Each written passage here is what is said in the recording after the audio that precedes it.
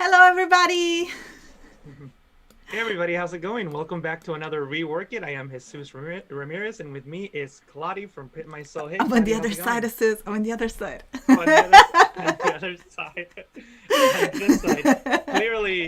Clearly, we're not in the same room today. That'd be funny if you were in the same room and I pointed to one way. That would be pretty good. But yeah, thank you so much for joining us again in another Rework It. I see a lot of familiar faces in the chat. Beldier, Emma, Ferry, Dorina, Tim, thanks so much for joining us. Good to see you as always and for helping out in the chat. We have General Kenobi, Beldier, Sean. Yeah, thank you so much, Michelle. And it's going to be, I hope that you guys are having a wonderful Thursday. I'm excited to be back here with Rework It, and today we're gonna left off where we're gonna start where we left off yesterday with Kladi working on some Illustrator designs. But before I turn it over to you, Kladi, I want to switch over into my screen and remind everybody first of all what Rework It is all about and how you can submit your work. So let me know if my screen is on there, Kladi. Can you see it? Can you see it? My screen on? Should be able to. You should be able to. Awesome. Yes. So this is iamkladi.com/reworkit, iamkladi.com/reworkit. So on this page, you can come in and submit your work so that Kladi and I can work on your Photoshop, Illustrator, or InDesign files live here on the stream.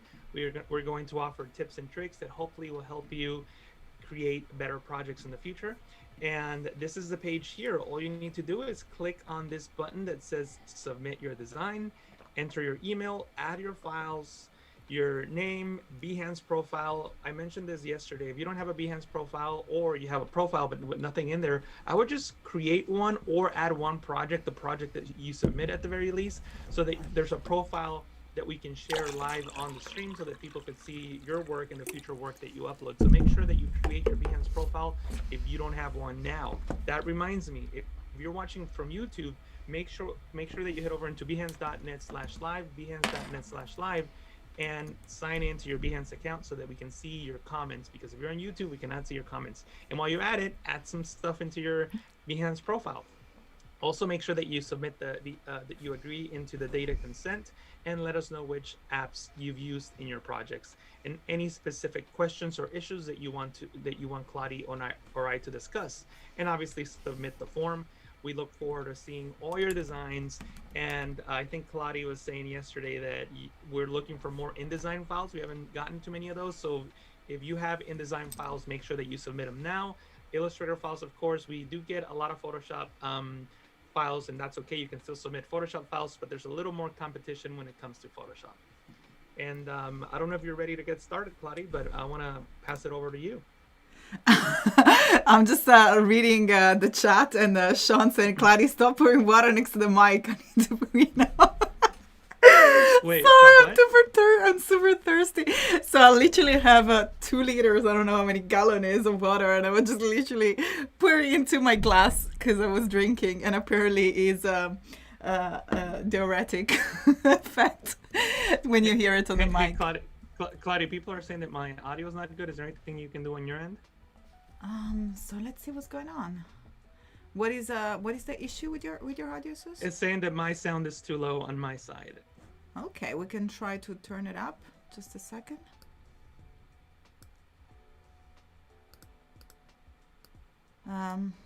Let's see. Sus, if you wanna try do a little test. Kladi just did something on her end, so let us know if it's any better. If not, I'll get the mic closer to me. I just made it very loud right now, so hopefully everyone can hear you fine. Cool. So let us know in the chat. Of course, we always keep our eyes peeled. And as Sue said, if you're watching for YouTube, make sure to head on behance.net/live so we can actually see the chat and have an understanding of your questions and reply to you live. But let's get started. I'm going to jump into my screen right now. And Sue, thank you so much for the intro and for, yeah. And sorry for interrupting, Kladi, but there's a question there that I think we should address now. Dorina said, I tried to submit my InDesign file through the form the other day, but when I uploaded it, it said invalid file type. Feel free to compress the file as a zip file, and then you should be able to send it fine. Yeah, also another option that I suggest is to send JPEGs. And when you send a JPEG, me and Jesús will be able to get back to you once your work gets selected. And then we can give you a Dropbox file to upload your work. You know, feel free to use the website just with the JPEG if you want, if you have any issues with the actual file. I received Illustrator and Photoshop file just fine, but that could be a nice workaround. Fantastic. And also Dorina has submitted, and I hope that is the right person. I apologize if I don't. I chat with many of you on Instagram. Submitted an InDesign file that she was having issues with in terms of getting the right bleeds. We're not going to get into it today. We're just focusing more on Illustrator just because yesterday we didn't have enough time, but that's definitely, Dorina, you're going to be featured. I'm just going to give you this little glimpse of what's going to happen in the next stream, which is going to be in 2 weeks. We're going to be focusing on InDesign. And I'm going to, and also if you're interested about learning more about InDesign, make sure to keep your eyes peeled because I'm going to post on my Instagram an event that I'm going to be taking part of on next Tuesday, on all about InDesign and creating a book layout. But I'm going to jump into my screen right now so we can go back to where we left it. So we were talking about Nick Boone and his wonderful designs. And again, like, as I mentioned, that was his second go at Illustrator. We were talking about the pumpkin spice latte that I cannot pronounce. And I'm going to jump back into Illustrator so we can finalize the thoughts. So my main advice yesterday, to recap, were to make sure to be consistent with the style. Everything is nice and rounded, sort of Simpson cartoonish style. So I did suggest to make sure that all the line were with rounded corners, with rounded caps. But before I move forward, I want to say hi to Ferry, to Alberto, to Daniel. I didn't say hi to anybody in the chat. The team, of course. Sorry, I just want to say what's up to Alberto. I haven't seen him for a long time. And also before, that was Mark Jacobs as well. That was has kept us company during many DCC. So hello everybody once more, and let's keep going here in Illustrator. So the next step after fixing the line was to outline your stroke. And as you can see in the original design, if we head to our layers and unlock them by clicking on the little lock in order to deactivate it, and I'm gonna zoom again for those of you that are not familiar with the lock, is just right here next to the name of the layer. So we unlock the layer so we can access the file. We can see that the illustration was left with all the strokes, which is great because it allows us to use the smooth tool in order to fix little issues that we notice, like some points and some curves. We also talked about simplifying. So if you want to learn more about all these details, make sure to watch yesterday replay because I really dived into them in details. But today we're ready to move forward. As you see, we have no stroke anymore. We moved into a shape simply by selecting the object and then head into the object menu, path, and outline stroke. And in just one click, all our strokes have turned into an object. And the reason why I've done that is because I'm going to go ahead and lock all these other layers because I don't want to mess the beautiful design that Nick has created, is because I want to use these shapes in order to merge them and then create a sticker. I think that this design works very well to be a sticker, probably something that I would have done. But again, I didn't want to touch the design, especially because if it was his second go at Illustrator, I just think that that's amazing. I would have just made the smoke a little bit smaller and just more on top of the cup, but maybe the wind is blowing. We don't know. It's an Halloween night for sure with a little pumpkin.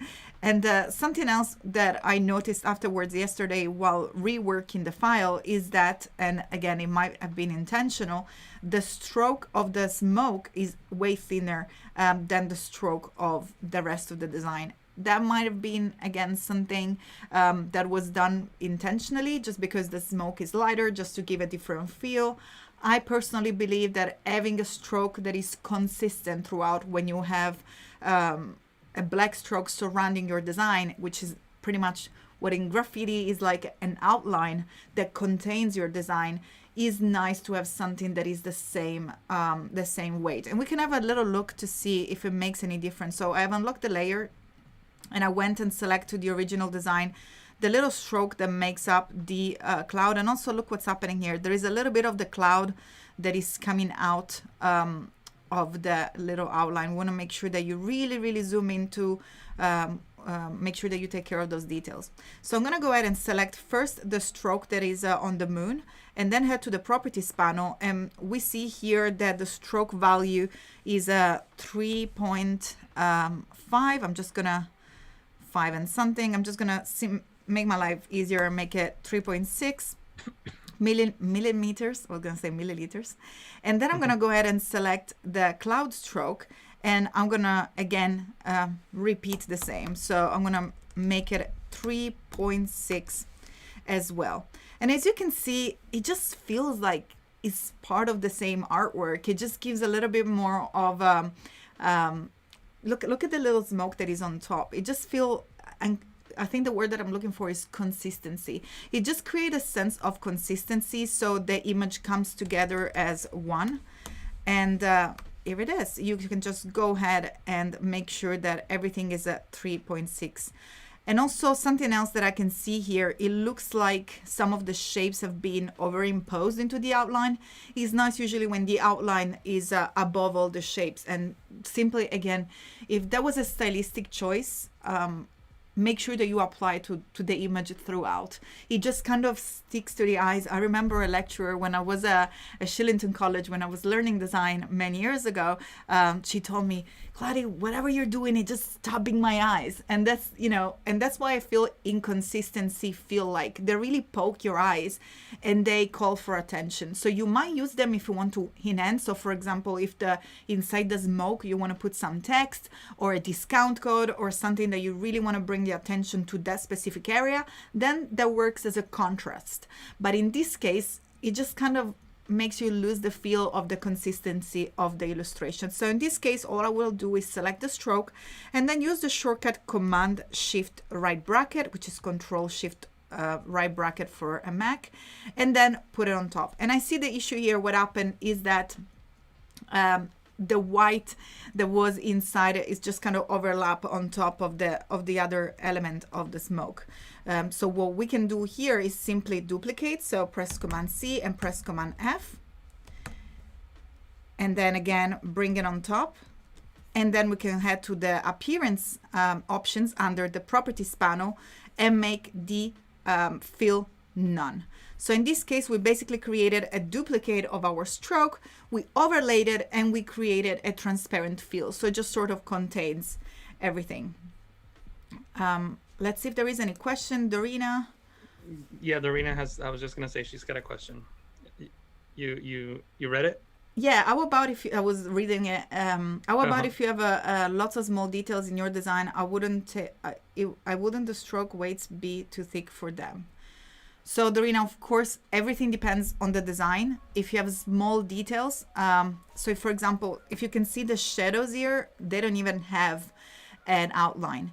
Usually the outline contains the overall image of the design. So it's usually for borders outside rather than for inside elements. And in this case, I will balance my stroke depending on the little elements. I will definitely need to see an example. Here I'm talking in general to this style that I'm looking at here with Nick. Of course, everything is relative to the designs, but in general, I would say find the rule.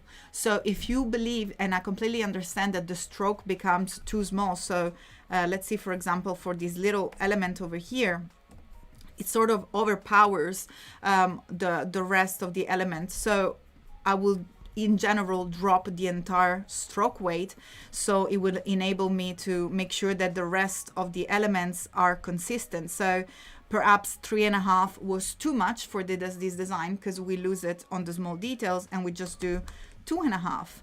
Which takes in consideration the smaller details as well. So try to balance it out. All I'm trying to say is try to work consistently and make sure that your stroke is consistent throughout your design. So of course here now you can see there are many different strokes because I've been playing around, and I'm not sure what was the different weight that it was used by Nick.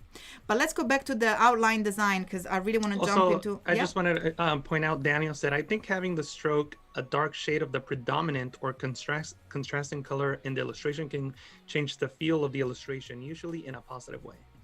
Oh, we can try that. Totally. I'm just going to click on the copy so we can hide that, lock that for a second, and we can have a go and practice and see. What was the question? What was the comment from? Daniel. I think he knows you. Daniel Thomas Craig Thompson. He's from Manchester. Oh, Daniel! Oh my God, Daniel! Of course, go and check Daniel's out. You met him as well. I think you had a lovely conversation. Yeah. Hi, Daniel. Thank you so much for joining us. Sorry, I didn't. I can now recognize you from your avatar. Go and check Daniel's out. Absolutely smashing illustrator. Go and check him out. Go and check his profile. Thank you so much for joining us here. So we can go ahead and have a try to what he's saying. And I completely agree. I think that a dark or a usually black outline is just a contrast. And probably that's why this image right away got me into idea of like, let's make this into a sticker, because it's more of, I would say, an iconic street style to have this bold black outline. Definitely more pop. I would say little 90s, 80s feel where you really have a lot of bold contrast. You can see that a lot in graffitis, in stickers, and in this sort of cartoonish illustration. I was recalling The Simpsons. In a more aesthetic view of general illustration, I completely agree. Even I think I've seen that, Jesús, you've done that many times. When you do shadows in Photoshop, you always apply, you never apply dark shadows. I heard you saying that many times. Please correct me if I'm wrong, but you always pick the same color and then you make it darker, correct? Yes. So Daniel, completely agree. Let's go and have a look as well. So. And by the way, there was a question too that we missed that I wanted to interrupt you earlier, but you were in the middle of something. Elevation Allah had a question, which was, what was a shortcut key that you used to select everything?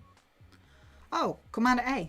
Oops. And then Command Z if you want to delete it, because they're next to each other. So Command A on a Mac or Control A on a Windows allows you to select everything. And something really cool that I noticed that many people don't know is that you can actually select object with the layer panel. So I find that super, super amazing. When there is something that I'm struggling to select or I don't know where it is, I just go, and that's why it's important to be very organized with your layer, like Nick has done here with a fantastic job. You can find the elements. So let's see, I just want to use this path. You can literally select it from the layers panel, and here it is.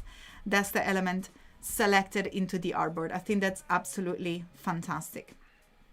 So I'm just going to go ahead and use the magic wand in order to select my stroke. And as you can see, the magic wand will select all the elements that have the same appearance or similar. In fact, if we double click on the magic wand, you can pick a tolerance, which is the lower is the tolerance, the closest the image has to be to the one that you're selecting. The higher is the tolerance, the more the magic wand will tolerate slight changes.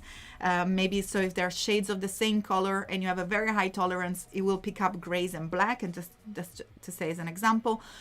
While if you just put the tolerance to 0, it will pick up solely the objects that have exactly the same appearance coming through. And also with the magic wand, you can go ahead and have a play with all the different options, so you can see all the different things that you can do with it in terms of narrowing down your selection when you use the magic wand. And if you do not see the magic wand into your toolbars, make sure to go into your toolbar. I don't know why we have one toolbar. We can click on the edit toolbar, 3 dots located here at the bottom under the swatch, the stroke and fill control. They're here. And once you click on them, the big toolbar option will come up, and all you have to do is to click on the flyout menu to switch between advanced or basic. Right, fantastic. So once we have our all the strokes selected, we can go back into our properties panel, and from the stroke appearance, we can choose one of the colors. Or to do even a better job, and look how nice and calming the image looks now that we are using a color that is almost a darker shade of the brown, that is the darker color that belongs to the image. Another way in which we can make sure that we use exactly the same color is to press Command A to select the entire image, then head to the window menu and open the swatches panel, and from here click on this little folder icon in order to create a new color group. And because you have your image, all your graphics selected, Illustrator is going to tell you, do you want to create a new color group based on what? From some swatches or the selected artwork. And of course, that's what I'm looking to do here. So I'll make sure that the selected artwork is checked. And then you can also name it. I'm gonna call it pumpkin, if I can spell it. Probably you don't spell it like that. I'm sure you don't spell it like that. But once you press OK, as you can see, Illustrator has already created a group of colors with all the colors that belonged to the image. You can also move those into a library in order to share it in other different projects, for example, into Photoshop. And something super cool, I've seen a question from Ferry before, how to share your Illustrator graphics in Photoshop. The best, fastest and smarter way is to use the CC libraries. So if we head to our CC libraries, and I'm gonna go ahead and use this library that I have here just as a test purpose, I can go ahead to click and drag in order to bring my artwork here into the library, and then this artwork will be available directly in Photoshop. And once you import it into Photoshop, if you keep it as a cloud object, and it's pretty much like a smart object, but it has a little cloud next to it. And Swiss, please correct me if I say anything wrong in Photoshop. If you don't rasterize it, or if you don't convert it into a smart object, so if it still has that little cloud, whatever you updated from the Illustrator file, it works into Photoshop. I'm gonna try to show you real quick. My Photoshop is a little misbehaving, so I'm gonna try. Now, before you go into Photoshop, there's a couple things I wanted to mention, because I think there are two tips, one from Daniel, one from Valdir. They relate to selecting color. Daniel said, also the select similar appearance stroke color has saved my behind so many times when working with complex illustrations when I was real lazy with naming layers. So if you don't name your layers, that's a good way of finding similar stuff. And then Valdir said, if you select the object on the canvas and click on the magnifier glass at the bottom of the layers panel, Illustrator will show you the exact layer. That saves time for searching the right layer for the element. Yeah, that's the layers panel. I think is so underrated. I think it's such a very, very cool place to help you manage your graphics, and it's very, very important to get comfortable with it as much as the entire workspace. I think that are really, really good starting points. So I open Photoshop, and as you can see, I have my artwork here, which I have simply drag and dropped into Photoshop. And now if I double click into it, first I have to place it. If I double click into the artwork, it opens it into Photoshop. And let's say that I'm gonna make the moon pink for whatever reason, just real quick, just like so. I'm just gonna make this weird change and then press Command S. I'm gonna head back into Photoshop. Boom, is updated right away. So not only I'm dealing with a vector file, which I just simply drag and drop into Photoshop without even having to open Illustrator, because as long as it's in your CC library, all you have to do is to drop it back into the new app, in this case, Photoshop. But also you can access it back from Photoshop by double clicking into the asset, edit it, and it will automatically update into your Photoshop file, which I think is super useful, super fast. But yet, I don't know if I'm out of time. I think I still got 5 minutes, Jesús, to transform our illustration into you got a couple minutes. Great. So I'm going to get back to my layers, and I'm going to close this artwork. And as you can see, the artwork that is created here, that is open from the library, is a separate file. So it's got nothing to do with the original file. It's just an asset that we can save or not save. In this case, I'm not going to save it because I don't need it. Fantastic. So I'm going to go ahead and lock here. And by the way, I wanted to try the tip that I believe Valdir mentioned. The little icon is here. So locate object. Yeah, it's yeah, no. You see it? Yes. Okay. So I just wanted to show it to everybody because I think it's super, super useful. It's just right here at the bottom of the panel is this little magnifying lens that allows you to locate your object. So here it is. In one click, you select your object, click on the magnifying lenses, boom, opens it in the right layer. And you can see the one that is selected because as this little square that indicate that art is selected, the artwork is selected. Fantastic. So thank you so much, everybody. I love that we're learning together. Please ask questions and give your idea, share your idea. As I said, Adobe Live is a wonderful space to learn, safe space for everybody to learn, include ourselves. Mark Jobs will say, you're such a polite moderator, Tim. Hello, Tim. Tim, I've been missing you so much. I'm so happy that you're here. I mean, big shout out to Vuruval, Sam, and all the other amazing, I don't want to name them all because there are so many wonderful moderators, but I started here, when I started Adobe Live, I was working with Tim, and it's absolutely super helpful, super amazing. Nice to see you in the chat, Tim. Thank you so much for all your help. Right, I'm gonna go ahead and lock these layers. It's time to create our stickers and have some fun. I'm gonna go ahead and click, and actually I can press Command A because that's the beauty of having our layer locks. If we actually use a Command A, it simply select all the graphics that are unlocked. So we can still use the shortcut to select all without having to touch the graphics that we don't want to modify because they are locked thanks to the layers panel and our little lock icon. What I'm gonna do here is to press Command C to copy the entire graphic element and then press Command F to copy it and paste it on top. And before I touch anything else, so at the moment we have just a copy of everything that is sitting on the copy of the original one.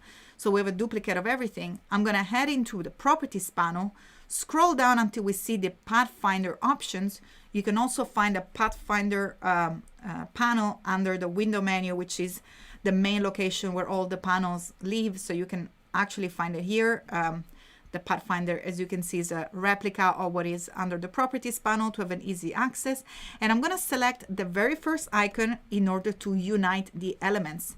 So make sure to click to unite. Now, that's the reason why I wanted to do convert all the strokes into shapes, because if we have strokes, we cannot unite them. The concept of uniting elements in Photoshop, it works with shapes, not with strokes. So if you're looking to do something like that to unite and make sure that all your graphics are the same, make sure to use to convert all your strokes into shapes first. Then I'm going to zoom in to make sure that everything has been done clearly. I can see that there are little elements here that may happen. Usually Illustrator does a pretty good job. In this case, we just had 3 little elements that were sticking out. Not a problem, just simply select and delete it. There just might have been little loops into the vector. We don't need to worry about it. Click it, delete it, and that's it. And let's go ahead and select our object. And I'm gonna drag it away just to show you that it's just right here sitting on top of our graphics. And our graphics underneath, they're still individual graphic elements. Press Command Z to bring it back into place. And here, I'm gonna go ahead and do a second step. Second step is to select object and then path and then offset path. That's one method. There are 2 methods to do that, but that's one of the methods that I've always used. And from here, you can go ahead and start to offset your path. If you offset your path on a positive number, and I'm curious why you're giggling. There's some fun comments. I think we made Tim blush. Oh, that's sweet. Yeah, he went, "Aw, stop." I think that was German, Tim. No, I'm just joking. Just the way he spelled it. And I think Alberto said Tim is a host is fuego with the little flame emoji. Yeah, totally. What Tim can do, he can do it all: moderate, host, be a guest. He knows Photoshop, Illustrator, InDesign. And he's got an amazing studio as well. It runs production. I think it runs production for the German and UK as well. Yeah. He's a true Renaissance man. He does it all. He's like the Leonardo da Vinci of our time. And with kindness. And with kindness. Very polite. Right. So what I was saying here with the offset path, if we offset in a positive number, so plus, so 10, 15, whatever you want, you can see that the shapes actually create another shapes that is bigger than the other shape. And I'm going to zoom in so you can really see what's going on here. So I'm going to bring it back to 0. And as you can see, we have the shape of the same size as the other one.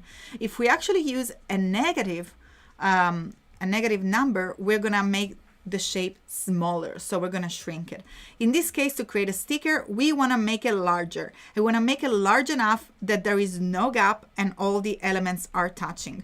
Because the biggest issues that usually happens when you're dealing with a printer, you want to create a stickers, is that there are certain elements inside that are hollow. I believe is the right word. So I'm just using this tape as an example.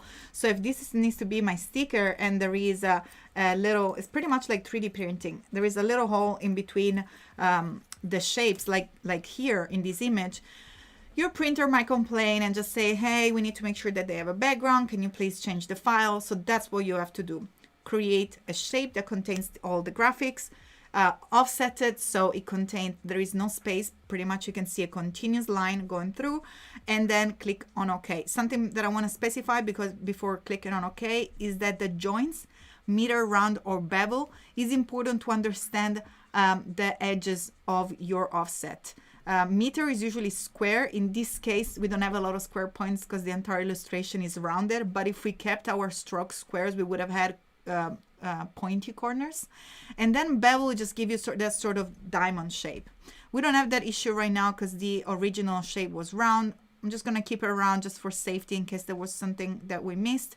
Make sure to click on preview to see the before and after. When you're happy with it, press OK. Head back to your Pathfinder and unite these new shapes. And then you can make it white or whatever color you prefer. This is the original shape that is sitting underneath. Just press Command, Shift, and the left bracket to bring it underneath. And here it is. We created a sticker ready to be sent to a printer. You can add more strokes. So if you want to, you can click into the new shape that you created and add a stroke. If you want perhaps to have a further stroke that contains your graphic, or you can just leave it white like the majority of the stickers are. It doesn't have to be white. You can have it of a different color if you wanted to maybe to merge together. Orange, probably that's really nice. And the beauty of having this extra space is that you can also add your cheeky promotion. So for example, just all you have to do is to click on the type tool and then click and drag to create a point. No, it's not a point type. I just cannot believe that I don't remember the name right now. Jesus, do you know it's a point type? Or I teach that all the time and now I don't know it. Wait, what? I'm confused. In Illustrator, there are two ways of doing type. If you click once, you create a point type. Yeah, and the and oh my the God, other one I can Photoshop remember right now. But text area, right? Text area. That Yeah.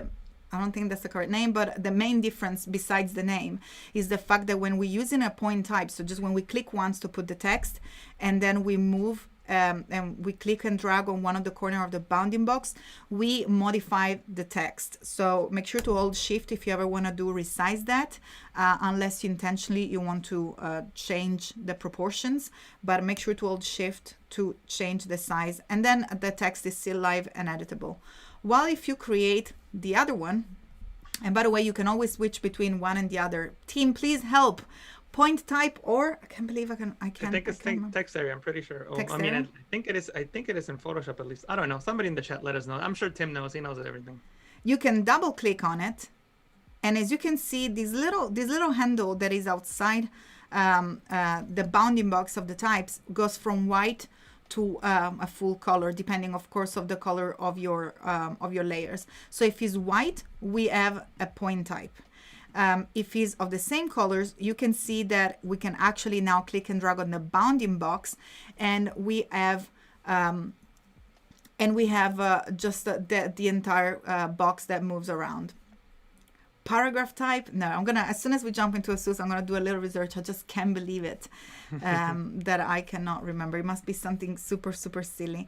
But again, it's very useful to know the difference between the two, besides knowing the name, is that when you resize the box, in this case, it changed the size of the box, so allows you to input more text. We can go ahead and write more text here. And again, I'm just gonna use I am Kladi because that's my Instagram handle.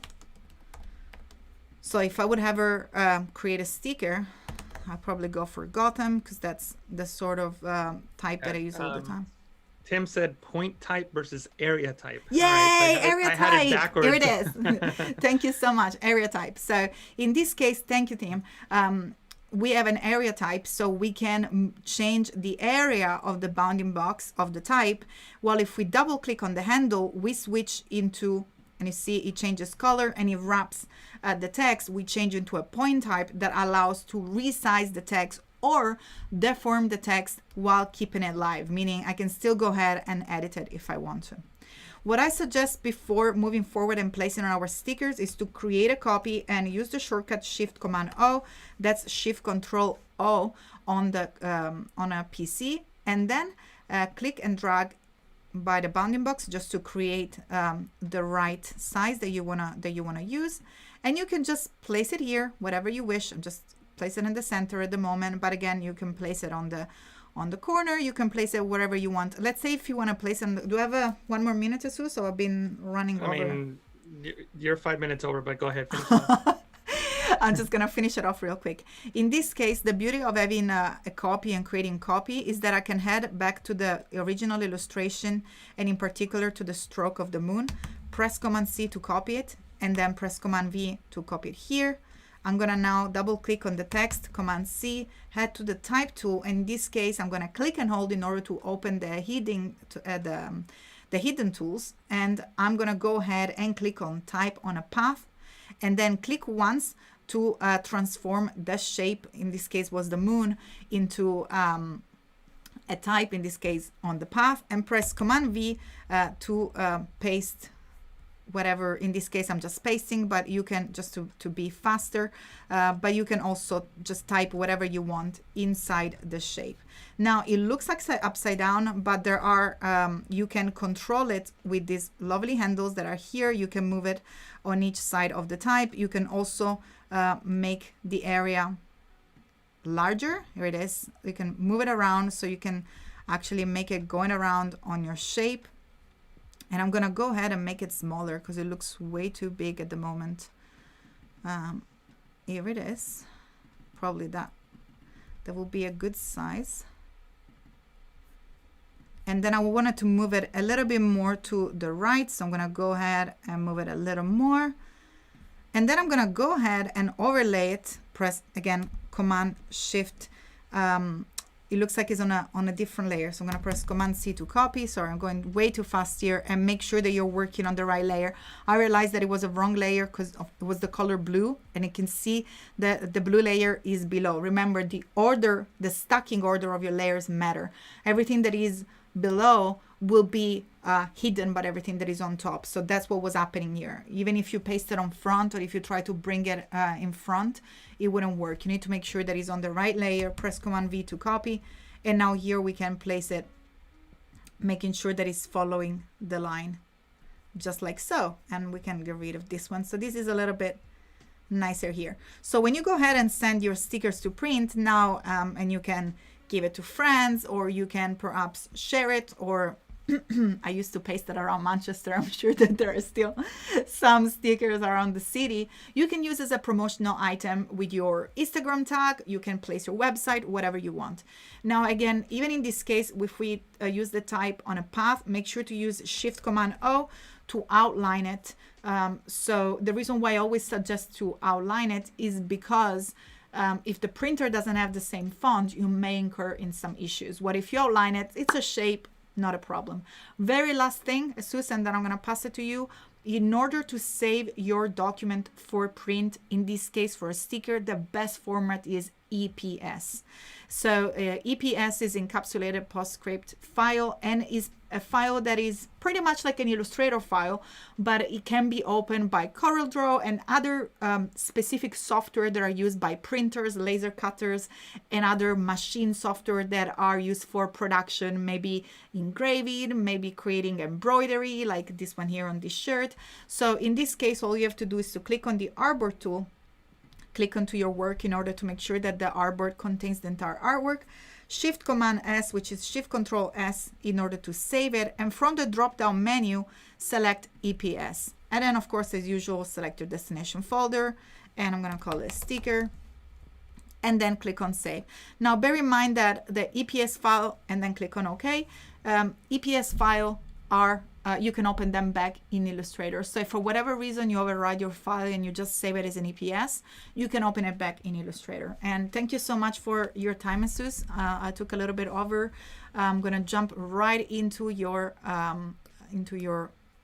screen just right now. Cool. Boom. So let me know if you can see Photoshop. Yes, we can. All right, so I was sent this photo over by one of our viewers. His name is Jeff Bella. Yeah, this came up. There we go. His name is Jeff Bella, and actually this is the original image. But what I want to do is show you the photo, and I'm opening it up here so we could see it. Sorry, I'm having a little issues opening up the actual photo that he sent in for. Jesús, sorry, before you get started, I think that I should have took care of the questions because I just kind of like rushed through the final. Okay. It's just go ahead. Yeah, so everyone is talking about the PDF format. So PDF is great for printing pages, but when you have shapes and again, special finishing, that's why I mentioned embroidery or sticker, you want to use an EPS file because it's dedicated for those machines. For normal printing on paper, PDF is absolutely fine.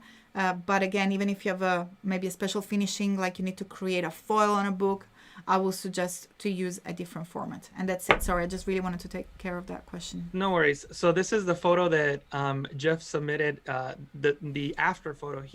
So what's going on here is Jeff is currently in the process of digitizing old film negatives.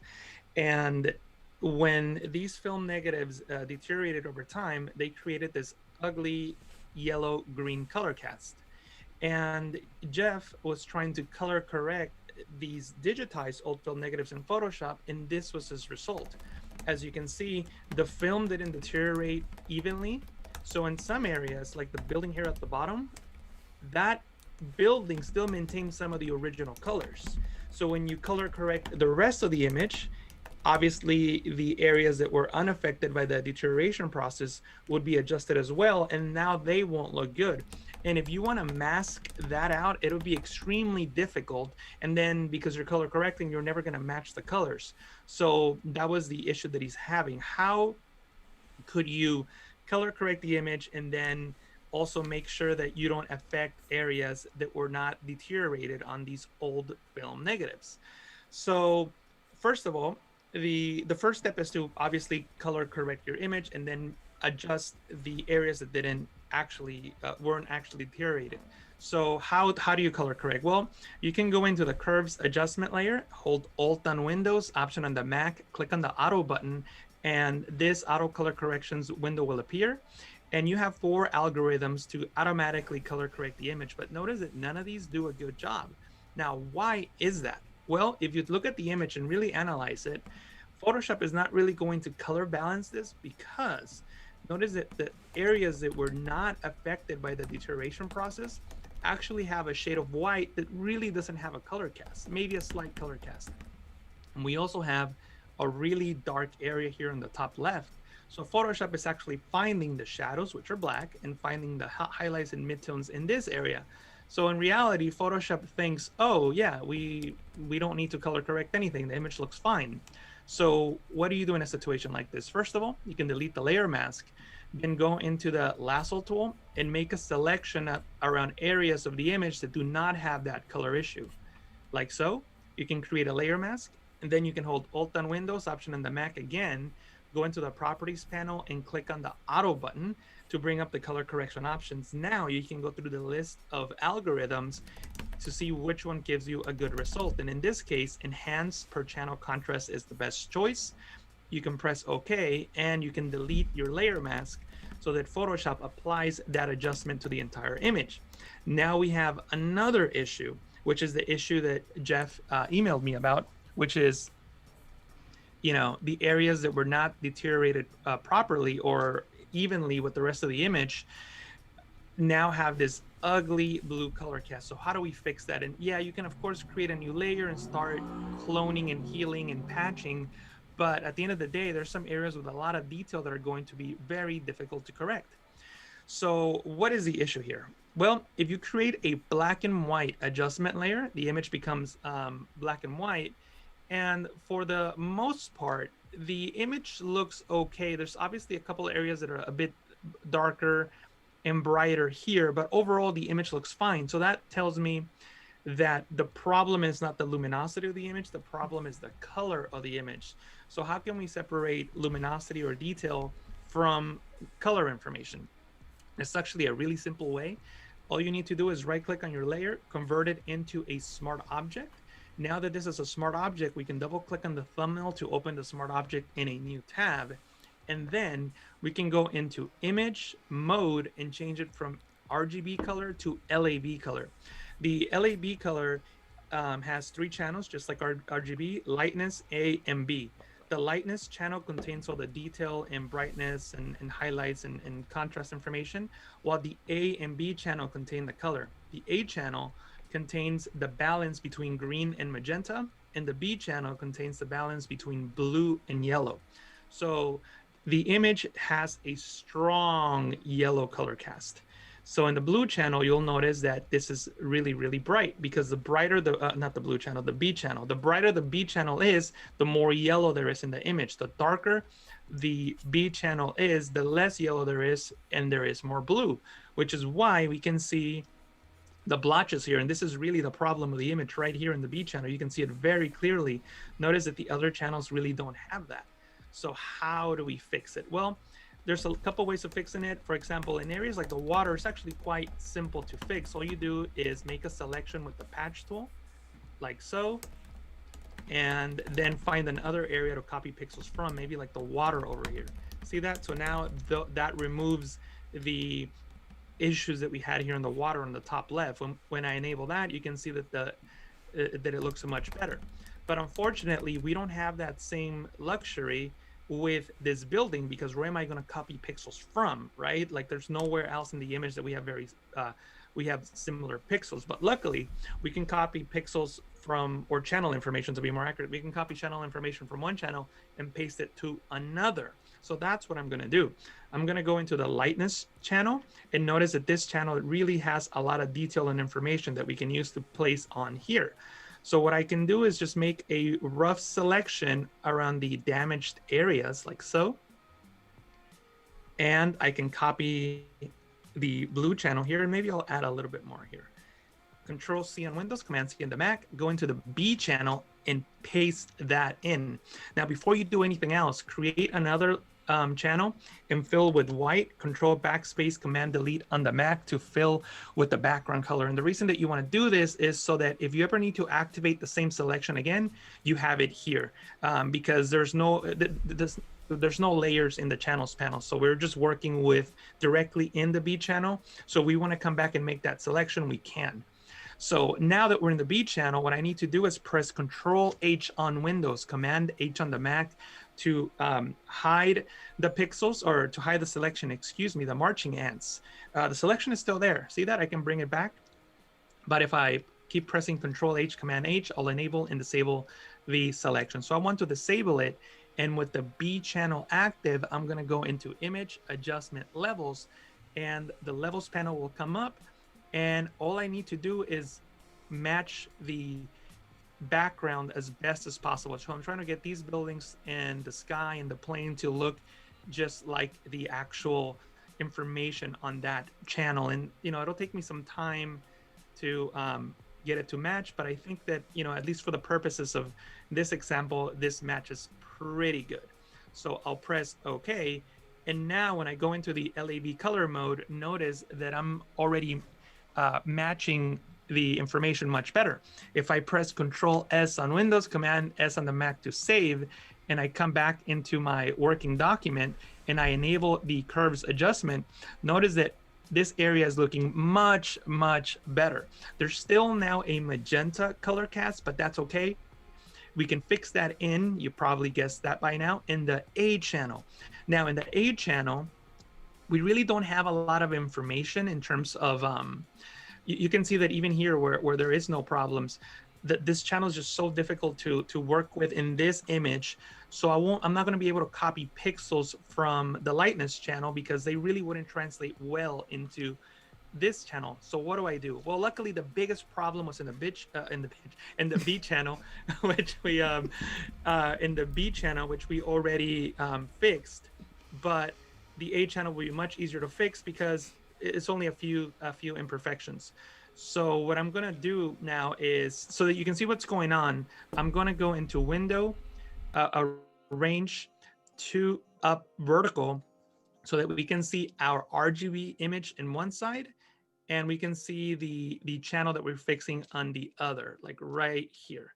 And so that we can really see what's going on, what I'm going to do is enable the LAB and then just click on the A channel, so that the only one selected is the A channel, but I still see the whole image as the LAB composite. Remember, these are channels, so you can darken or brighten pixels. More light means better, more color, and less light means the opposite color. So if you don't know what they are, it's okay. All you need to do is go into the burn tool in the A channel, just burn it. So the burn tool makes pixels darker. So when I make pixels darker, notice that I add green. And if I make pixels brighter, I add magenta, right? So in this case, I want to add green pixels to get rid of that magenta color cast that we see on the right. So all I'm gonna do is just burn the image so that I can get rid of some of these magenta. And obviously I'm going really fast. You wanna do this much slower with much more patience so that you don't add too much green. But the point is once you start adding the green, you can press Control S on Windows, Command S on the Mac to save the smart object, and notice what happens in the RGB image. See how I'm removing that color cast? And you can just keep doing that. Like I'm gonna do the roof here, the rooftop. I can just keep doing this and save.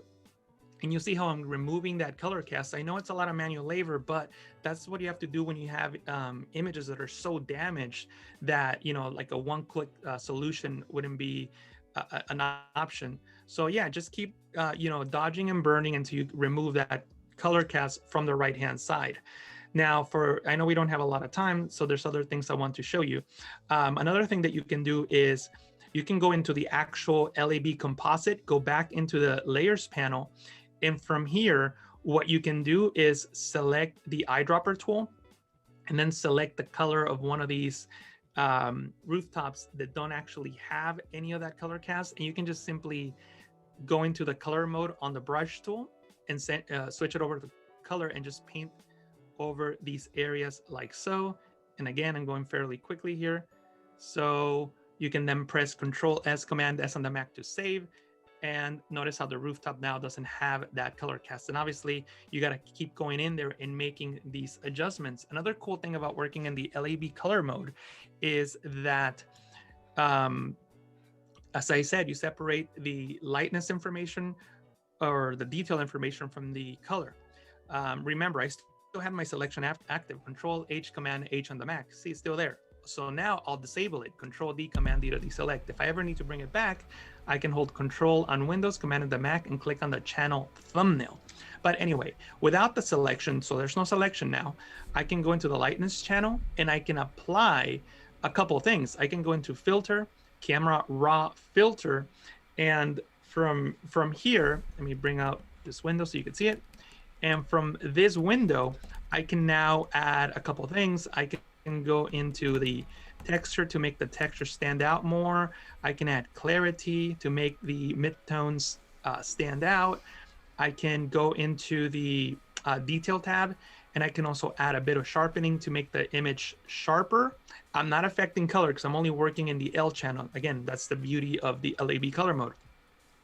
when in the detail panel, you can hold Alt on Windows, Option on the Mac, and click on the masking slider. And this works just like a layer mask in Photoshop. White reveals, black conceals. So currently I'm applying the sharpening effect to the entire image. But if I drag to the right, I start finding the edges of the image. So now the sharpening effect is applied to the edges and not the overall image, which is what I want. It'll make the image look better.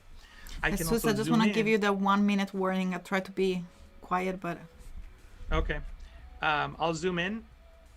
And we have a lot of noise here, so I can just reduce the noise and I can press OK. And that all gets applied to the LAB composite. And when I save my smart object, it'll get applied to this image as well. Obviously, at this point, you can come into your working document and continue adjusting the layers and all that good stuff. You can also apply a camera raw adjustment and all of that to this image. And as you can see, this is looking much, much better, which is a big problem area. And what I'll do now is I'll show you a finished version of that after spending a lot more time than I just did here, fine-tuning and color correcting the image. You can see that all the color issues are gone from the building, from the water up here, and from everywhere else. Again, just to show you guys, the original image that Jeff Bella sent in was I had it over here. Sorry, it's here. You see how he did a good job in the color correction, but unfortunately these areas were just too difficult to adjust in RGB. And in my opinion, it was easier to go into the LAB color mode and make the adjustments separately in the color channels and in the detail, and that gives you the result that you see on screen. The last thing that I'll say 30 seconds. Is that the reason that I use LAB in a smart object is so that I can still work in RGB in my final composite or my final document, because LAB doesn't have all the capabilities that RGB does. There's some adjustment layers that don't work and some filters that don't work. All right, that was it. We just really got 10 seconds to say goodbye to everyone. Thank you so much. It's been super mind-blowing. Thank you so much, Jesus. That was really, really mind-blowing. I love the result. Make sure to submit your work on Rework It, and we're going to catch up in a couple weeks reworking your work. Thank you so much, everybody. Awesome. Thank you. Bye, everybody. Bye.